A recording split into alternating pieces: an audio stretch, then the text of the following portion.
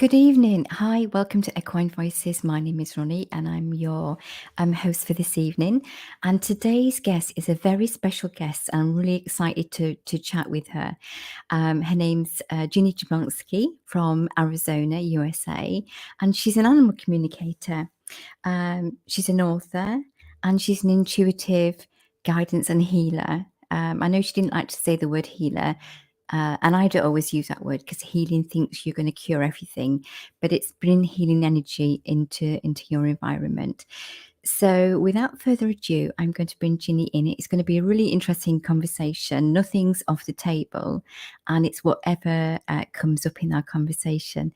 So without further ado, I shall introduce Ginny. Hi, Ginny. Hi, Ronnie. Thank you so much for inviting me. I'm so excited to talk to you again. You're so very welcome. So, for the people that don't know who you are, okay, would you like to just do a brief introduction to what your work is, and then we'll sort of go where the conversation guides. So we'll go back a little bit and see how you got to where you are today. Sure. Well, I work with both people and animals as an intuitive, and my current passion project is a podcast called Interspecies Evolution, where I invite people from all walks of life and all different systems of belief who love animals and who are on a journey to really honoring the soul and the sentience of animals to share their journeys, often messy journeys, and some of us with various perspectives, and we just have so many touchstones that are similar, so much in common. Our reverence for life, for the earth, for plants, for animals, and our desire to be better humans and to be of service and to bring messages of hope and healing to the table. So that's my project that I'm just super excited to talk about today. Fantastic. So, just tell us a little bit more about your podcast, and then we'll just go back a little bit. Sure. It's called Interspecies Evolution. And the purpose of it is to really highlight human consciousness and self awareness. These are things we begin to talk about when we go on a journey of awakening. We get curious about what spirituality or metaphysics is or might be, or what it means to us, because it certainly has different meaning for almost every person. And the evolution part is within our own selves and our own evolving, our human consciousness, our awareness of ourselves as spirit in a body, but then the partnership with animals and how we begin to perceive our partnership with animals in a very different light as we ourselves heal and evolve. So that's the purpose of the podcast. And you have some amazing guests. I've listened to some of. I haven't listened to all. Or have I listened to all of them? No, actually, I've listened to most of them, and I found them really interesting and fascinating. And it's always good to hear how somebody else became aware of their own intuition and their own knowing and guidance. And a lot of it's through animals, because we tend to focus on animals and try and help them more than we do ourselves, and that's the start of it. So quite often you'd hear, especially people with horses, they'd go out and go without shoes and anything else, as long as they had food and what the horses need. But it's very much about that actually we need to focus on ourselves too, because that's where it starts. That's the core of it. And that's just coming through now. So I'm being prompted to say that. Okay. So, can we just go back a little bit in history? How did you, I mean, I've read a little bit on your website. I don't read everything because I like to hear what my guests say and hear some things that I'm not aware of, which is a lot of things actually. But if you explain how you started on your intuitive enlightening path. Well, completely by, I want to say accident, but more by force. I was a international security agent. I worked for foreign royal families in the Middle East and through a company that was owned by a former president's family here in the US. And I had majored in economics. So I was a very sort of in the world, sciencey math, everything can be explained on a spreadsheet kind of person. And I became very ill because I was doing something I shouldn't do. I was carrying a gun for a living and I was, protecting people. And that is really not where my soul wanted me to go in this life. And so my soul took me out and I became very ill, extraordinary pain, unexplained, undiagnosed pain. And the doctors, of course, wanted to give me narcotics right away. And I, refused narcotics. And after 7 or 8 years, they handed me a fentanyl lollipop and said, fentanyl is your only hope. So I did that. And 4 years later, my brain forgot to tell my lungs to breathe. And I had a near death experience. And of course, there's a lot that happened in between that I'm leaving out for the sake of a happier conversation today. But when I woke up from that near death experience, where horses and donkeys actually brought me back because I was ready to go to the other side. And I heard, as I was about to walk away into the light, basically, I heard a commotion behind me, turned around and saw horses and donkeys from a sanctuary where I used to volunteer prior to that experience. And they were just screaming, don't go, don't go. Don't you remember there's something important you have to do? So I can humbly say that the important thing I had to do was just heal myself.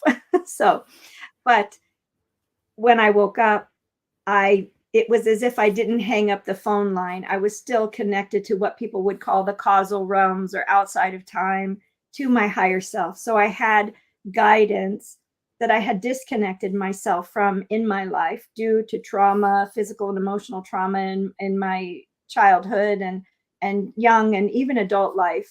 I experienced repeated abuse and trauma.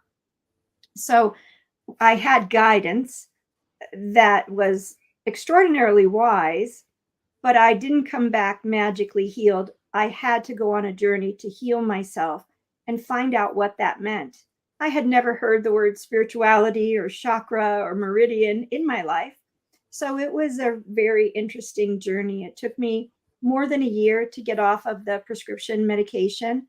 And all that time, I was aware of spirit, multidimensional energies, people that had crossed over, animals communicating, plants communicating. It was just very spontaneous and overwhelming. And because I had so much input and I could see and perceive and sense and feel and experience so much more than was explained in science class through Newtonian physics, math, religion, or just cultural belief systems, I had to go on a very extensive journey of seeking answers, because what I saw was never really completely explained through different religious philosophies that I studied or healing modalities that I became aware of. So I continued to seek, even when people told me, I have all the answers. I know everything. The answer is absolutely XYZ. And I would just hear this ding, ding, ding, ding, ding. Keep going, keep going. You're not done yet. So that was pretty much my experience. And all the while, I just knew things that you shouldn't. It took me a while to put boundaries around my abilities to understand what was happening to me. It took many, many years, about 8 years really, to completely integrate the near-death experience. I'm still on a journey, but overcoming the trauma of the experience and healing the trauma that kept me, let's say, disconnected from my own heart, not feeling, my own love, uh, utilizing my own discernment. That took me many, many years. And I never stopped from day one, my feet hit the ground and I just kept going and traveling and learning and listening. And I listened and listened and listened and listened. And now I'm asking the questions. Wow, that's quite an overload of senses to experience. It must have been. I can't imagine what it's like, but it must have been quite mind blowing to experience lots of different Oh, senses. she froze. Now I'm. Can you hear me? Good. Okay. Yeah. Don't worry, because sometimes the picture freezes. As long as you can hear me, that's fine. Okay. I'll just get rid of. Yeah. Okay. Yes. So where are you today? What is, so you've got your podcast, there's a few websites, and you have Heart of the Horse website, and Ginny Jablonski website. There's also Annabelle Prince on My Soul, a book that you helped. You did some stories with that. Is that correct? Yes, I contributed to an anthology that was put together by Candace Gish, and it was published by Absolute Love Publishing. And it's the story of how my formerly wild horse Beauty came to live with me. Yeah. Would you like to go into that a little bit more? Absolutely. If I knew I was going to talk about it, I would have gone back and read my journal. Don't worry. Unfortunately, don't have the best memory because I talk to so many animals and people constantly, but I'll give you my best attempt, and then know that it's written in better detail on my blog on my website. Okay. I was just sleeping one day about almost 3 years ago, 2.5 years ago, and a horse came to me in my dream and said, "I'm going to come and live with you." And I said, "Well, who are you?" And she said, "I'm your horse. I'm going to come and live with you." And I said, "Well, where are you?" And she said, "Don't worry, I'll find you." And I said, "Okay, that seems rather strange. Can you give me a hint?" And I heard Little Book Cliffs, Little Book Cliffs, Little Book Cliffs. So the Little Book Cliffs are mountains in north central Colorado, just west, a part of the Rocky Mountains, just on the west side of the Continental Divide. And I knew about the Little Book Cliffs because a year prior, almost exactly a year prior, I had been in Colorado working at a sanctuary that does equine facilitated healing. And there were some horses there, and I didn't know where they were from. I knew they were gathered from various wild herds around the state or the country, but I didn't really know a lot about Colorado specific herds. And the animals were talking to me and giving me information about the woman and her husband and their programs, and everything that I was sharing, the messages that I was sharing were bearing out to be true. And one of the horses came to the place where he said, "You need to tell your husband to hurry up and finish his book, because I want you to write a new series of books." And I said, "Is your husband writing a book?" And she said, "Yes." And I said, "The horses are saying it's about a ministry." And she said, "Yes, he's a minister." And I said, "They're saying, well, you need to hurry and finish. He needs to hurry and finish, because they have a series of books about your program that they want to contribute to your writing, and will create a fundraiser for your program." And she said, "Okay." And I closed my eyes and I got this vision of 3 different stories and the beautiful watercolor art throughout the books. And in the back cover of each of the books was this beautiful watercolor rendering of sheer rock cliffs. And underneath it was just a few sentences, but it was very small print, and I couldn't read what it said. But I said, "On the inside of the back cover of these books are these rock cliffs. Do you have any idea what this means?" And she was like, "Ginny, these horses are from the Little Book Cliffs." And I said, "Well, there you go. Then you know I'm talking to your horses," right? And it was really adorable. And that was the first time that I ever worked with them or knew of them. And they said, don't worry, you'll be back again next year. And sure enough, I did go back again the next year. And then some months later, my horse now, her name is Beauty. I know now her name is Beauty, but I didn't then. So she just said, Little Book Cliffs, Little Book Cliffs. So I knew who to call right away, this particular woman in Colorado. And I said, a horse came to me in my dream. She needs to come and live with me. I have no idea where she is, but she's from the Little Book Cliffs. Do you have any connections with people who know about horses from the Little Book Cliffs? And she said, give me a couple days and I'll get back to you. And she got back to me, I think it was just maybe a day later. And she said, I know which horse it is. The horse is owned by one of your clients, and one of your clients says, yes, you can have the horse. And I'm like, wait. What horse? What are you talking about? And she said, I'll give you the email. You guys can talk. The horse needs to be rehomed because it's dangerous. It's explosive under saddle, and there's some unsafe conditions, and the horse needs to come to you. And I said, okay, that's fine. And I still didn't know anything about the horse. And that night I had a dream. I was woken up again, and I was dreaming about the Little Book Cliffs and this herd of horses. And Beauty came to me and said, black, black, black, I'm Black Beauty.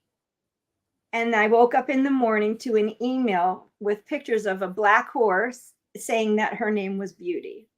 So that's the story that I share in the book. And then it goes on. And in the book, I do say that I'm going to write an actual book about her healing journey, because it has been a very rich, very complicated healing journey.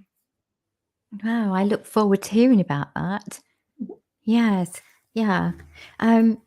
So if somebody comes to you, if somebody contacts you and asks for your help, how does it work? So I know how it works for me, but how does it work for you? What's the first things that you do, and what comes into your head? Well, specifically for humans or for animals specific? Is it the same for both, or is it different for humans and animals? It's the same. Yeah. My way of working is that I come to the table with nothing but love. I know nothing. Nothing I have learned helps me give messages to a human or an animal, or help an animal or a human understand themselves or their journey better. So I listen, and I will receive information from the physical body, from the consciousness, from the energy field, or even from the higher self of the person or the oversoul of the species of animal that I'm working with. And I will share that most of the messages that do come to me are about healing, specific imbalance, or specific blocks or limitations that people or animals have not yet been able to see for themselves, which was certainly the theme of my healing journey. My healing journey was a series of many belief systems or unresolved emotional traumas or memories that I was looking away from or denying.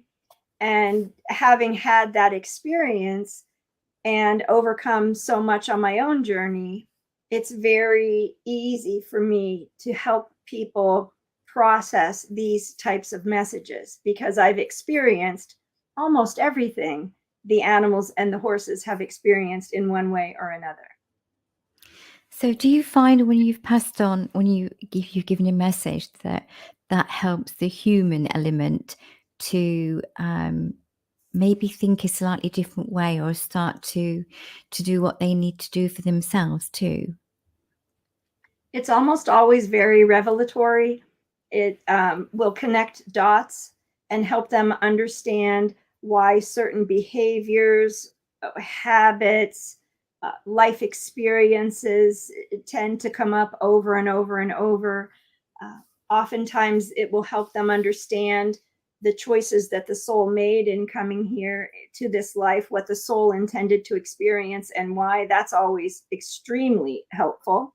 it's never not helpful. I can assure you of that. And with animals, I would say that having the caretaker understand what the animal is going through is often very healing for the caretaker and the relationship to the animal.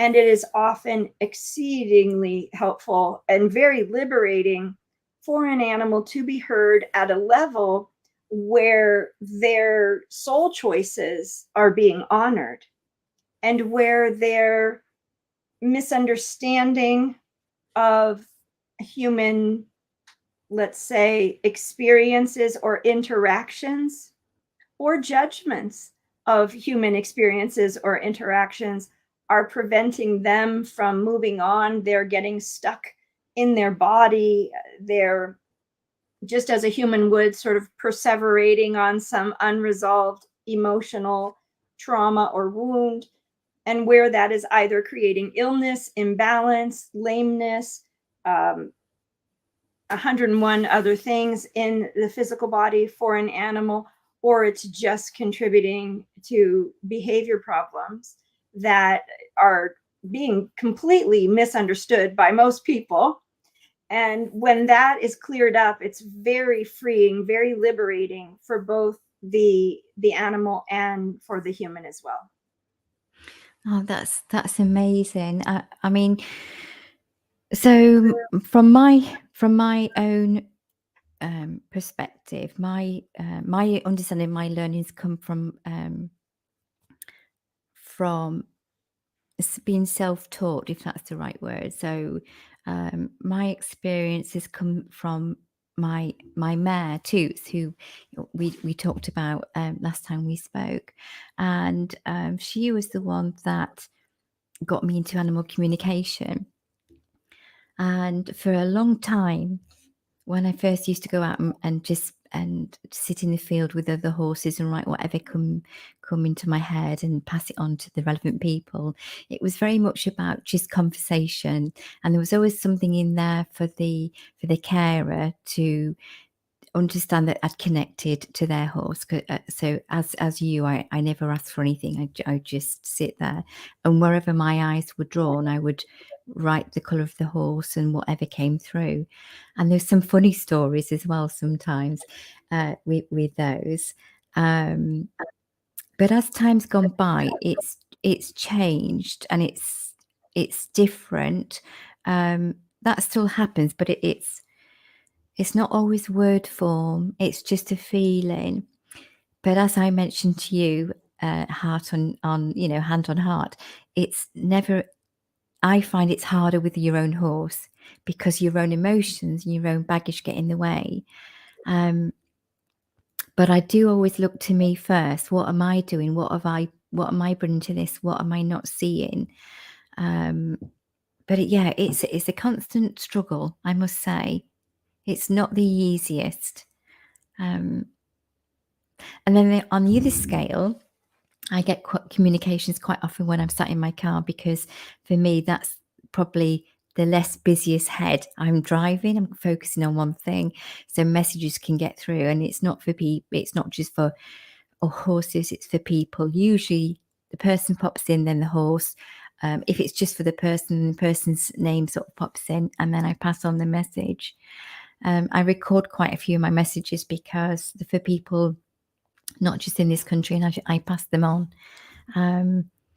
And my key is, if I don't pay attention, I'll get the name will pop in, or the thought will pop in, and so it's one acknowledgement, and I'm usually busy doing something, and then it will come again, and I'll go, okay, that's twice, and then the third time I pay attention, and if I'm driving or I'm busy, I will literally pull over and go, okay, and I never know what the message is. I just know there's something waiting to come through, and as I say the first word or think the first word or type the first word, quite often I put them on my phone, then the rest of it flows, and then I pass it on, and then I carry on.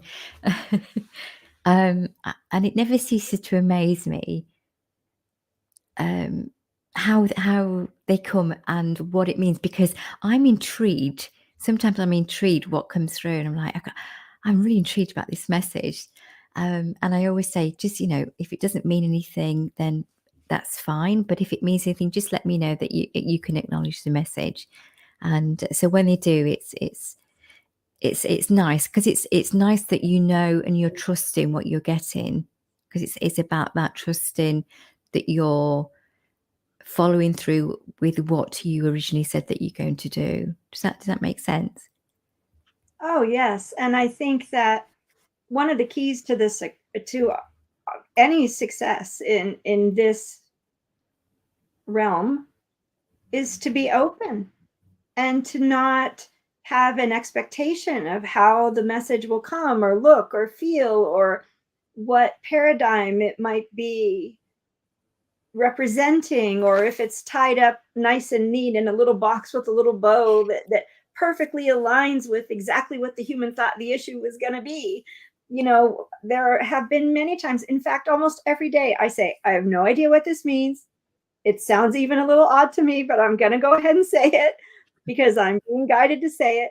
And the person always says, yes, exactly. There's always some explanation for it. So I think that being willing to listen, to sense, to feel, to hear, to experience, and what you talk about, Ronnie, is in the metaphysical realm is called direct experience. Like you have learned and honed and refined your abilities through your own direct experience and direct messages from your own animal.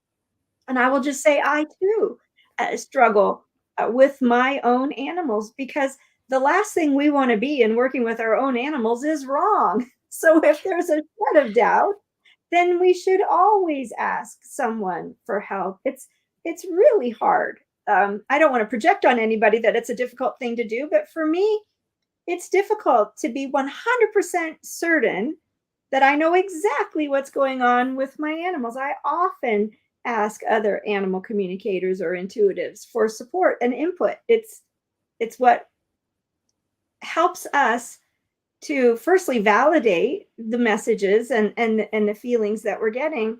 But it's true that sometimes through our own emotion or through our own personal desire for a specific outcome, we can maybe not get the entire message.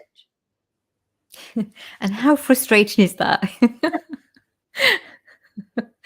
Because that's the one animal that you want to really, really help, and it's a reason that, well, it's my reason for doing this. But maybe there's another story to that.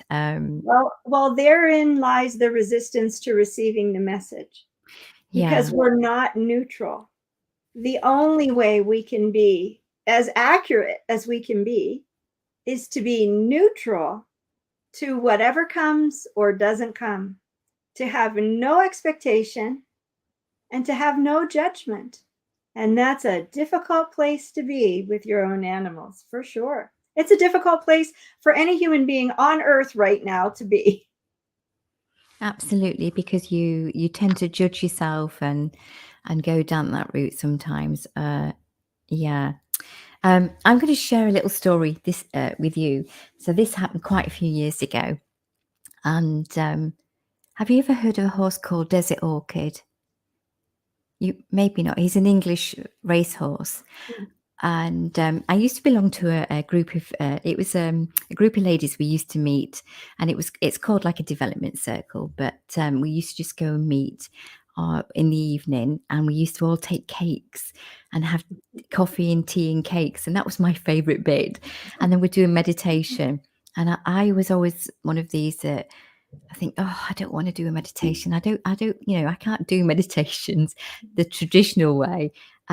Anyway, I did get into it. And what we would do is we'd meet up, we'd have a cup of tea, have a little chit chat, and then we'd sit down and start doing the meditation, and then whatever came afterwards.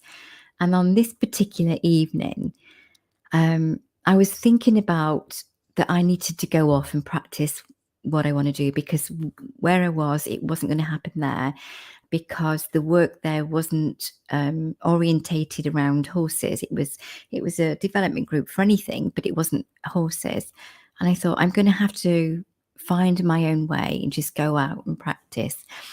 So I was sat there thinking about this, and as the ladies were talking, this white flash came across me, this white horse, and I was like, okay.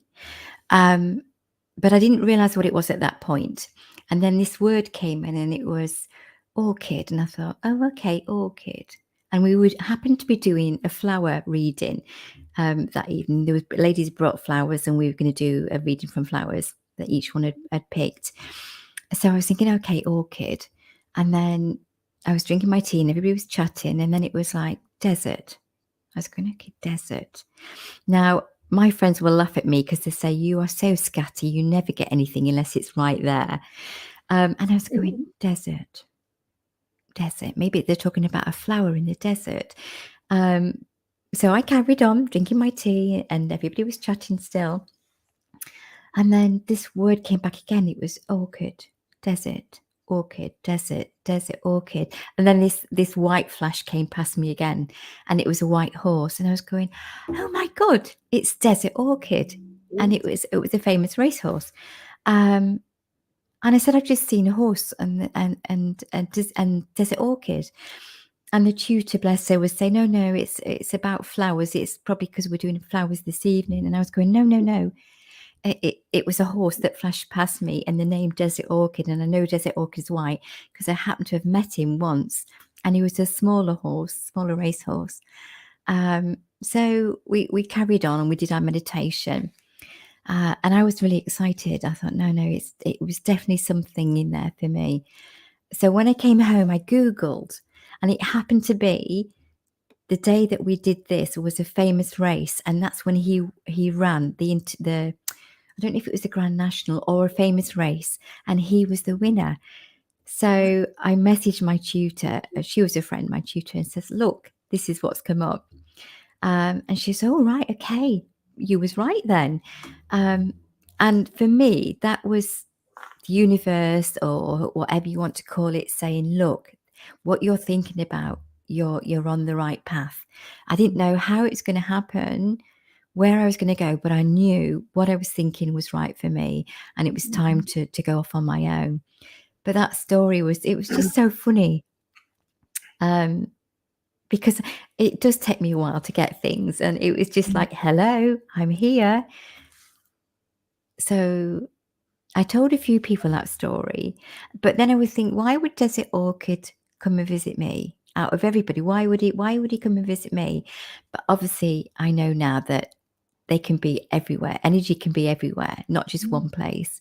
And it was my thought, my desire, my heart was show me where I need to go. And the universe was just saying, there you go, there it is. That's what you're meant to be doing. So find a way, find a path. So that's what I did. And the universe didn't just choose any horse that had the name of a flower.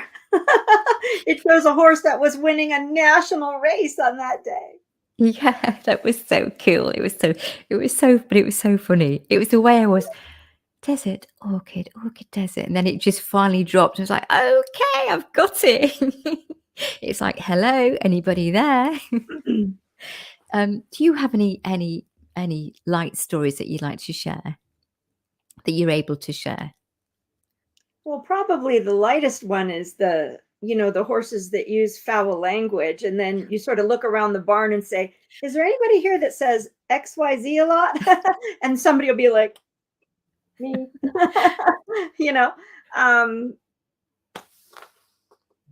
Most of the people that come to me come because there's some trauma or serious issue.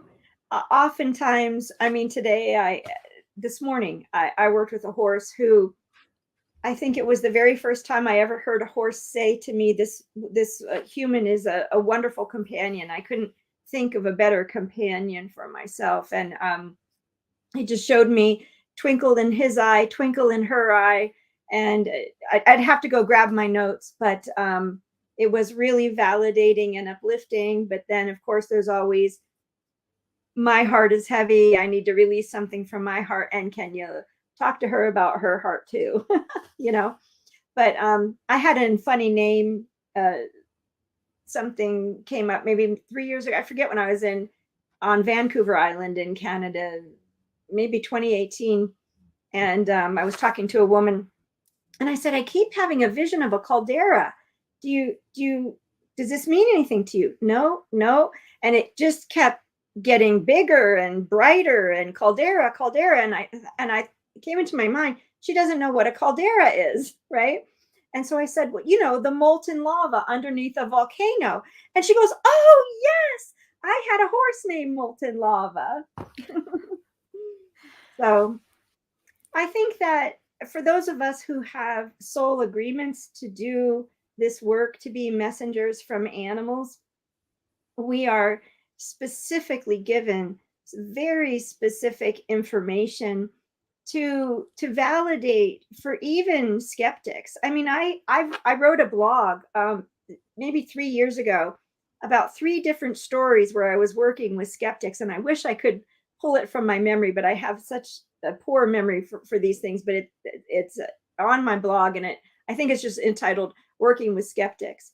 And everything I do, all the information I get is for the most part healing or validating, right? It has something to do with an opportunity to know and understand oneself better, to heal, to clear, to release, or to have a better understanding, in a partnership.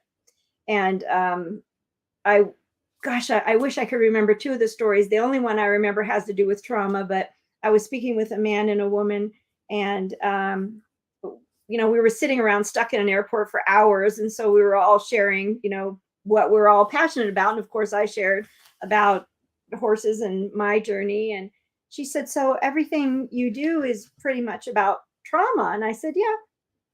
And she said, well, you have to read my husband, because he's never been traumatized in his life. He's never had a bad day in his life. He's never had a bad emotion in his life. He's the happiest person I've ever met, the luckiest person I've ever met. And he's lived a charmed life. And I said, okay, well, does he give me permission? Well, he was sitting right there, and yeah, sure. And so I didn't even think about it. I brought my hand up right to my sternum, just like this. What happened right there? It would just a split second. As soon as he said yes, what happened right there, right at the sternum? And they both turned white as a sheet. He had been born with a congenital heart defect and had open heart surgery when he was just turned 2. They had to wait until he was 2 years old. So everything that I am about, all of the messages, it's all about healing, so that we can understand ourselves better, so that we can release the trauma from our nervous system, so that more of our soul, our own conscious, our own divine essence can come into the body, and we can be an embodied animal and embodied human. And that's, the goal for most of us is to learn and to grow and to heal and to be self-realized. And that's the whole purpose of the podcast. So that's really why I put the podcast together. Yeah, and it's an excellent podcast. Sometimes people think when you say trauma, they envision it's got to be like a major thing. But as you just described with that couple, he didn't think he had any trauma. You can have trauma to your body, to your cells, and it stores it and needs help releasing. And sometimes triggers will bring things up, and there's something there to go. You have a trigger, and working through your system, and it's recognizing that your body, your energy, your soul is always communicating with you. It's always guiding you. And if you feel uncomfortable, or you're trying to bury something or deny something about your soul, it has a way of erupting. And if you ignore it to the point of really pushing it down, it explodes. So you have to do something about it. And I suppose the ideal place to be would be as it happens, because it's not a case of living in a bubble where nothing happens to us, because we're here to experience this life. It's knowing that when something happens, you don't have to keep it. You can help it go through, so that it's an easier system, an easier experience, if that's the right word. Yeah, I'm not sure if I've described that correctly, but no, you're exactly correct. And unfortunately, I'll just use myself as an example. I wasn't brought up in a family or a society that even discussed thoughts and emotions and where they come from, and that we don't have to be driven by them, and that we can release them, and they don't have to continue to uh, affect our choices and make us sick. Nobody ever said that to me in 46 years of life. So I think that I always say we get 3 opportunities to address and heal a trauma before it really settles into the body and becomes some illness or disease. And firstly, it's the thoughts. If you have a negative thought, and I teach classes on this, where do thoughts come from, and self-inquiry. If you have an unwanted thought, let's not even use the word negative. Some people might not like that. And you can track down through self-inquiry, talk to your body, talk to your consciousness, talk to your energy field. What is the source of the thought? Was it some time when I was slighted or wronged or harmed, or I watched someone else be abused in my life? What is the source of that thought? Unfortunately, most people go to the psychiatrist to get drugs to control their thoughts because they don't like their thoughts. They don't know that they can use meditation, mind body practices. And, I'm certainly a proponent of mind body spirit practices. And so that happens. And then the next warning we get is when the thoughts aren't addressed, and maybe we just take medication for it, they become emotions. So what do we do then? Most people go to the therapist, go to the psychiatrist, get medications to manage the emotions, instead of using the hundreds of processes that are available today, including psychotherapy, to help us understand our emotions. One of the difficulties with traditional psychotherapy is that emotions aren't logical, so it's really hard to heal based on emotion, right? Or an understanding of emotion. But energetically, consciously, we can heal a tremendous amount based on emotion. But again, most of us go get the medication.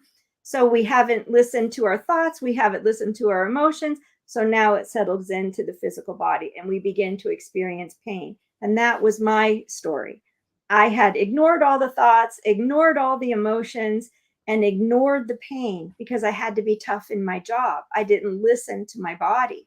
I was a competition shooter. I was at the top of my game. I was a well-respected protection agent. I had to keep up with the men, a 5'2", 105-pound woman lifting weights, doing push-ups, running stairs in the Coliseum, and a master shooter in competition. I would always be first, second, or third in any competition. It would be 49 men and me, and I would be first, second, or third. Mostly second or third if there were that many people, to be fair. But I didn't listen. And my soul finally had to just say, I'm taking you out of the game. You are not listening. I am going to strip away from you your pride, your dignity, everything you contribute to the world. And we are going to see if you'll listen then. And unfortunately, I went with the contemporary standard of care model because I didn't know anything else. So I wasn't able to listen. I was just that wounded. But I think what you're saying is so very true.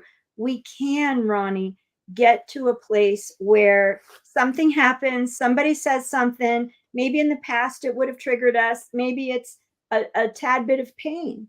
And if we are self-aware enough, and when I say self-aware, I mean spirit in a body, body energy field, grounding, the whole 9 yards. If we are aware enough, we can immediately release the thoughts, the emotions, the pain, and move on with our day and never be triggered by it again, never be bothered by it again. But that's a level of mastery that most people on earth don't achieve. I'm trying that. Oh my. I'm trying because yeah. So when people don't recognize that or they don't address it, do you find that that's reflected, not like the whole animals are a mirror, But the animals, this is going to be a hard one to say.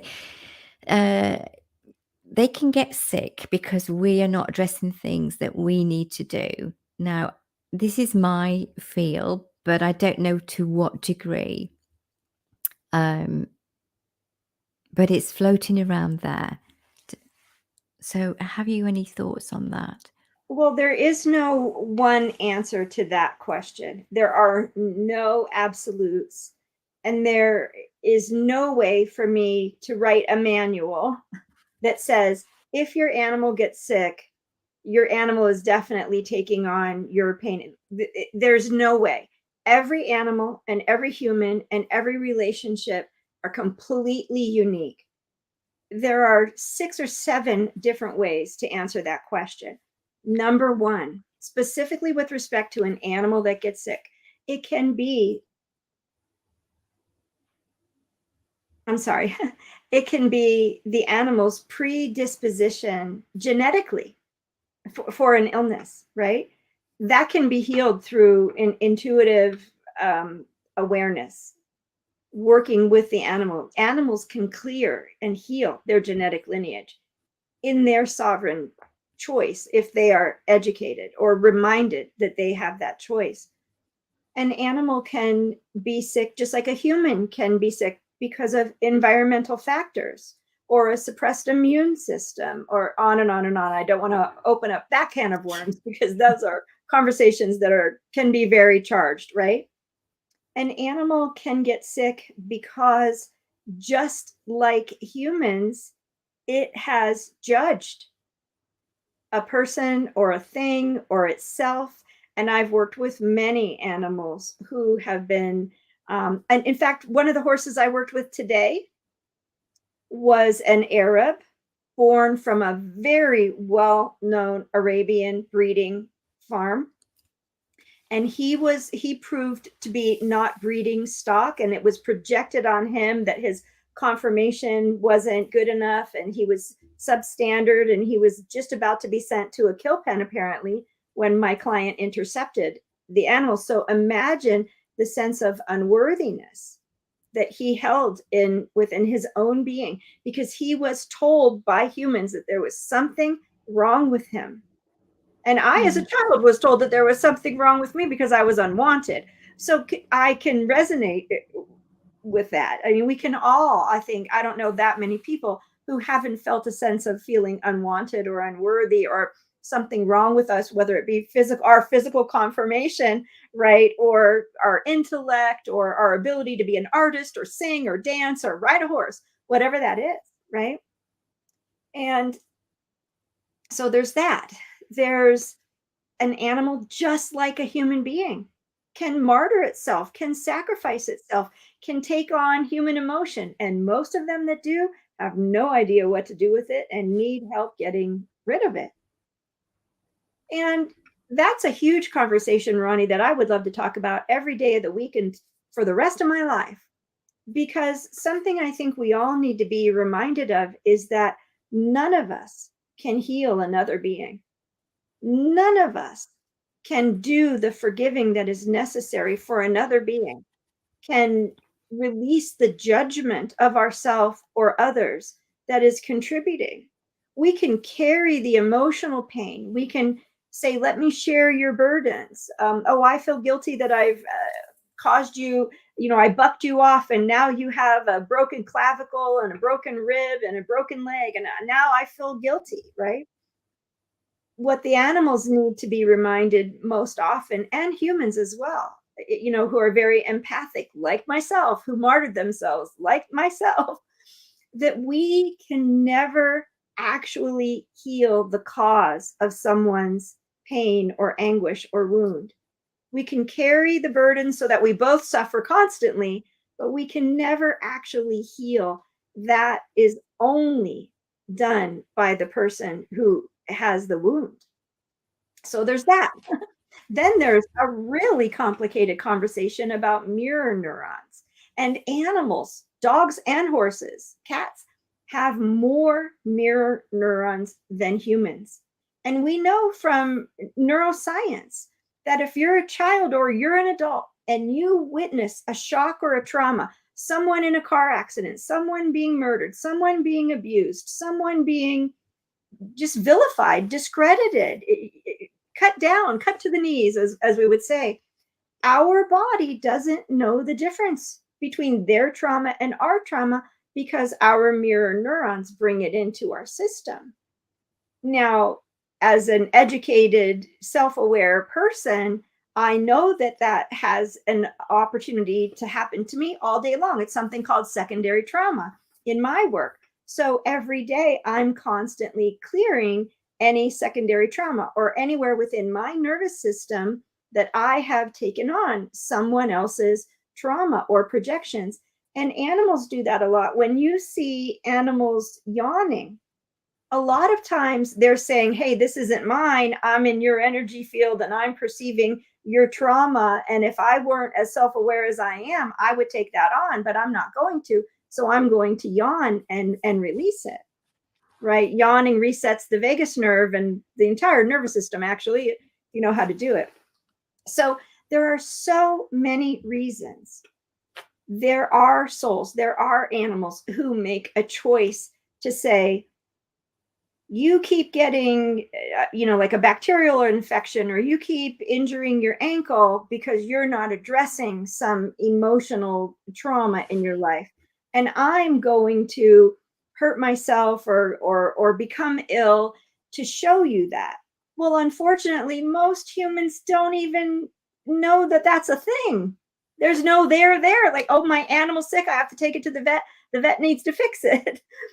Very few people stop and say, oh, I wonder if my animal is mirroring my illness, or I just had a bladder infection last month and now my cat has a bladder infection. That's not a common conversation, but there can be so many reasons for an animal to develop illness. One is they want to take themselves out of the game. They don't want to jump anymore. They don't want to spin anymore. They don't want to do dressage anymore. They don't want to rodeo anymore. They don't want to be ridden anymore.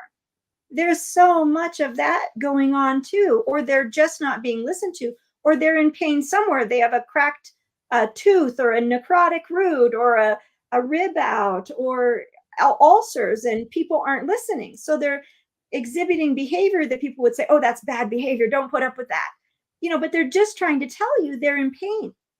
We could talk about this for 13 weeks, 6 hours a day, and really just scratch the surface of the reasons why animals get sick. So you'll never hear me say it's because of this one thing. It's just not. It's just not. Yeah. And that's the big question. Well, the big question, because you think that you can fix things, and as you said, it's not our right. They've got to. We can't do that to them. They have to give us the permission, and they have to want that or be aware of it the same as we do, if that's the right phrase. I have a girlfriend who has a horse right now, and she keeps asking me to help the horse. And the horse keeps telling me, I can suffer if I choose. I can suffer if I choose. I can suffer if I want to. And, of course, my friend doesn't want that answer. And the horse is taking on my friend's suffering. A lot of the cellulitis and inflammation that we see is the animals processing and detoxing through their system a bunch of human emotion and trauma that humans aren't willing to face or take responsibility for. So it's true that animals are experiencing pain and suffering because they think they're helping us. But when the human has no desire or intention of ever healing anyway, that's when we can talk to the animals and say, your suffering isn't helping anybody. Is this really a soul choice you want to make? Is this how you want to die? It might not be the best choice. They get to make that choice. Yeah, crikey. I've got like 20 more questions in my head, Ginny, and that means we'd be here all night, which is not what you want to do. What would you like to talk about now? What would you like to share? Well, just so you know, I have time. I blocked out 90 minutes, so it's totally up to you how long we go. Okay, okay. So, are you comfortable talking about? So, there's a lot of therapy. Are you comfortable talking about therapy horses and what they've enlightened with you, what they've shared with you? And there's different scenarios. So, if you want to, that's fine. If not, we'll go on to another subject. Well, I'm happy to talk about it with this disclaimer. Well, there probably need 12 disclaimers. You don't have to if you don't want to. This is a very difficult subject. Almost any subject with any Yeah. animal lover, especially horses. There are a lot of opinions and a lot of perspectives. And I always say there are no absolutes. But I think in this case, in this conversation, we can at least narrow down the scope of the conversation. So we could talk about whether or not the animals choose to be in service. We can talk about the lack of a standard of care model for horses in those programs. We can talk about the lack of horse experience for people who are running the program. I mean, there's so many different ways to come at the conversation. But I think to really honor your question, your intention is, how do horses feel about being placed in service? And again, I say, ask 10 horses, get 10 answers. Just like ask 10 horsemen any question about horses, and you're going to get 9 or 10 answers, right? Yeah. So again, it's very unique to horses. There are some what I would consider to be unfortunate trends, and more horses than not, and this is according to their own research in these programs that are created to train people and certify people in equine assisted psychotherapy, equine guided education, equine facilitated learning, equine coaching, whatever you call it.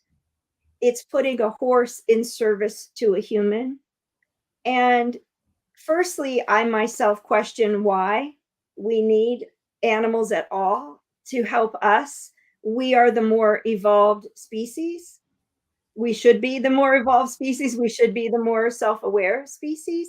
But beyond that, um, there are horses who have experienced a shock or trauma and are unable to manage their own energy field. So, against their own wishes, they are taking on the energy of animals. And I apologize, I started a thought and I didn't finish it through. I was talking about the burnout rate of horses in these programs, and the burnout rate is anywhere from 3 to 18 months. And I am personally aware of a few sanctuaries across the world that are dedicated to taking in animals that are completely and totally traumatized from being in these programs. And there are many reasons why that can be. Number one, they didn't belong there in the first place. Number two, there's no standard of care. They were used too many times, too many days a week. Number three, they didn't know how to manage their own energy.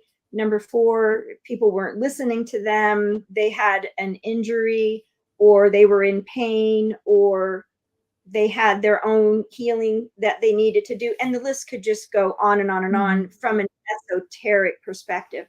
But I think even from a human uh, intellectual perspective, there are a lot of problems with the way horses are used in these programs. I had a woman call me about a year ago saying that she's highly educated. We met maybe 5 years ago, 2017, at an animal healing course somewhere across the US. And she remembered me, and she was working with horses, volunteering at an equine facilitated therapy place. And she said, I have this horse and I know that he doesn't like doing this work. He struggles with too many people in his energy field. And I know this is true. Can you help me with the horse? And I talked to the horse, and he couldn't manage his own energy with even 2 people in his energy field, and he was not well suited to this. And she went to the clinical director of the program and told the clinical director, it's not just me, this other respected animal communicator is saying the same thing. And the woman's response, a woman with a PhD, said, well, he's just going to have to suck it up because that's his job. And unfortunately, I have talked to people who are actively engaged in these programs over and over again, saying things like, your horse just told me it's taking on the trauma of the participants, and it would like to figure out why and how, and it would be happy to do the work if only it weren't taking on the trauma of people, or this horse is not well suited to this work. And I've had people respond, and I quote, well, they live with me and that's the work I do. So if they want to live with me, that's what they have to do. So, there's a lot of human, unfortunately, in this industry, and not just specifically equine facilitated anything, in any animal, whether it be body work, whether it be animal communication, energy healing, what have you. There's a lot of avarice, and that's just a fancy word of saying greed. And there is a lot of competition involved. There are a lot of unhealed people who are performing these tasks. And unfortunately, the need to make a living is trumping honoring the soul of the animal and the choices of the animal. And again, I can say there is a direct correlation to this conversation and why I started my podcast, not to bash the equine facilitated, world, but to help people understand that there is education available for all of us to know and understand ourselves better, to learn about the human body and the energy constructs, and how to honor ourselves and honor animals before we put out a shingle and start accepting money.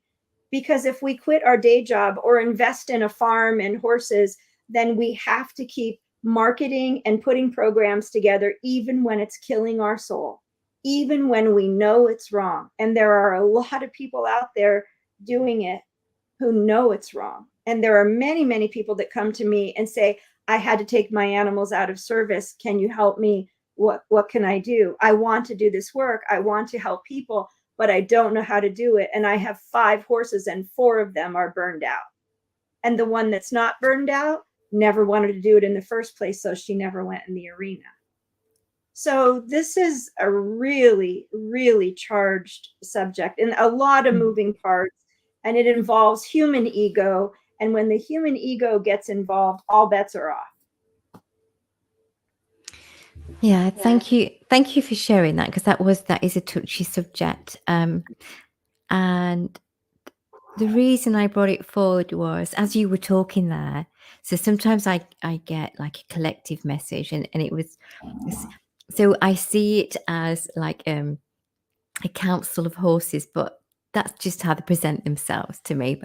But as you were talking, they very much wanted to say, as you touched on, that if we have a choice, then we have the freedom to do that. Then we have the energy and the heart in it. And sometimes, that if you're told to do something and you say, no, you have to do that. It's like, but I don't want to do it. Okay, but you've got to do it. You really sort of... Ronnie, you're going to have to repeat yourself because I think we blanked out for the listeners. So can you repeat that message? Okay, so how far which bit did you hear? If we have a choice, and then you went blank. Okay, so there is a little bit of, so you keep freezing, but I can hear you, so that's good. If they have a choice, it's different, as it is with a human. If you don't have a choice, you either rebel or you don't want to do it, and you have a different feel with it. But sometimes just taking that pressure off and saying, okay, what would you like to do? It's almost like you go, okay, yeah, I can do that. And it's being aware and watching and feeling. But sometimes there's so much structure in that sort of work that you have to be there at a certain time. You've got 2 hours of doing something, and there's expectations afterwards. Even if they say there isn't, there's always some kind of expectation that it's I suppose it must be difficult to say, you can come along and you can experience something, but I've no idea what will happen or how long it will be. It might be 10 minutes, it might be an hour. They may be speaking, they may not. So framing that freedom is something, I suppose, that people have to work with and think, well, how can I do what's good for the animal and the person, and honoring both energies, but still be able to do something that's beneficial, and it's bringing something different and looking at it in a different way than rather the normal way, that you have to do the training and this is how it works, sort of protocol. And it's based on, it's meant to be an income generating proposition. And they're guided to do 30-minute back-to-back sessions, some of them. And they're guided to use the same horse, 6 times a day. And it really depends. Again, every situation is unique. There are some programs out there that are really doing phenomenal work, and they have horses that truly want to show up and that aren't taking on the energy. But that represents a very small percentage from my perspective, and many, many other people who feel the same way I do. And there's many of us that I talk to across the world. And it's something that's going to have to come to the fore sooner than later. And as humans, I think we need to remember why it is that this process started in the first place. And it's because of that the heart of the horse is larger than the heart of a human being. So the horse generates a larger electromagnetic field than the human being does. And if we don't even have to have any respect whatsoever for metaphysics or spirituality. If you are married to science, go look at the research that HeartMath has done on heart rate variability and heart coherence. And what happens to a human being in the presence of a horse is that their bioelectric field is stronger than our bioelectric field. Therefore, we are shifted out of a fight and flight and into rest and digest. When that happens, their energy field pushes out oftentimes concerns, looping thoughts, anxiety, and we can breathe and we can feel ourselves. And a lot of times, healing that takes place during those moments is artificially attributed to the horse, when it's actually the horse created a sacred space. The horse created a coherent electromagnetic field. And not all horses can or do. Traumatized horses, it has been proven through scientific experiment, don't have necessarily a coherent heart rhythm.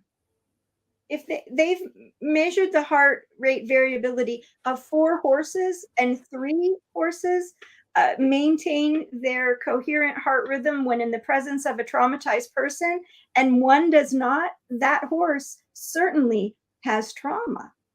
So it's not every single horse. Anyway, I'm just going on, and I feel at this point not really making a coherent point anymore. So No, that's absolutely fine. That's fine. I'm just going to put on a comment. So Gail says, thank you for this amazing discussion. Oh, thank you very much, Gail. Thank you for joining us. And she also said earlier about the wonderful story about beauty. Yeah, thank you for that, Gail. Thank you for your comments, and thank you for everybody that's watching. I can still see there's a few people here, so which is lovely. I knew this conversation was going to be different, but I didn't know where it was going to go. And sometimes what I want to say, it normally flows, but sometimes I think it's because it's slightly different, and it's deeper. It's not something you can just say in a sentence. And as you said earlier about the different therapies with animals and thing, because it's big now. It's big business in a lot of areas, but a lot of people deep down started it for a reason, and they get a bit lost, I think, and it just gets it goes in a different direction. But that can be with a lot of things, everything. humans are our own worst enemies. We think too much instead of just allowing. If we listened, paid attention, and went with the flow of what's happening on the day in every area of our life, it would be a lot smoother and a lot more gentle in a lot of ways. So we're coming up to an hour, Ginny, and you've talked quite a lot, but I feel that we've just scratched the surface, and I'd love to do another interview with you in the future, and maybe just have a few discussions where we can go a little bit deeper that you're happy to talk about, or just go with the flow again. Is there anything that you'd like to say before we finish? Is there anything you'd like to add to the conversation? Well, I wouldn't have created my podcast if I didn't believe that we all wouldn't benefit from a greater level of self-awareness. And as human beings, if we can understand ourselves and we understand where our thoughts come from, why we get triggered, where our emotions are coming from, how to address struggles in interpersonal relationships, what have you, when we begin to understand ourselves as complex, sentient beings of light, but also thought and emotion and physicality, we can then begin to honor the animals' experience as well. Because the animals have just as nuanced, just as rich, just as complex lives. Not every single one of them, of course, but many, many do. And we tend to get paired with animals who have either similar issues to us or who come into our life for a reason, to spur us on, to encourage us, to speak our truth, to be empowered, to heal ourselves, much like one of the clients I had earlier today. They shared similar heart wounds. But this isn't true, obviously, for every person that owns a horse, right? There's so many different reasons animals come into our lives. But I promise each and every one of us that our relationships with our animals can be better and will be richer if we understand our human experience better. And there are 101 ways to do that. And that's a euphemism, of course. There are thousands of ways. There are no absolutes. There are many different systems of belief and many different modalities. I mean, if you just want to raise your frequency and use tuning forks, then that's great. If you want to do yoga, that's great. If you want to embrace mindfulness techniques or breathe or jump in an ice bath, do that. I don't know how that helps you connect to your soul any better, but it's certainly an opportunity to get in touch with your body. And if we can do that, our relationships with animals will be much the better. Oh, thank you very much, Ginny. That was well said. Thank you very much. It's been a pleasure chatting with you this evening. And my mind's full of thoughts and questions that I should have asked. I've got a busy head tonight. So I'm just going to pop you out. If you don't mind waiting, then I can have a little chat with you afterwards. So if you'd just like to say goodbye to the listeners. Bye-bye. Oh, that was lovely. What a lovely lady. I'm sat listening. Obviously, I do equine communication, but I do it the way that my inner being, my inner guidance has guided me. And I never ever say, this is the way that it is and that's it. I always explain that this is how I work. I can't speak for anybody else, but this is how I work. And I come with integrity and I work from the heart and I do the best of my ability. And as I said earlier, with your own horse, it's more difficult. It's not that you don't communicate, but it's difficult because of the emotion and your own stuff going on. So I do appreciate that when I go see clients. I understand that point of view. And as Ginny said, there is no one way to do something. But we've all got that ability to connect to ourselves and listen. And you have to start with your own learning.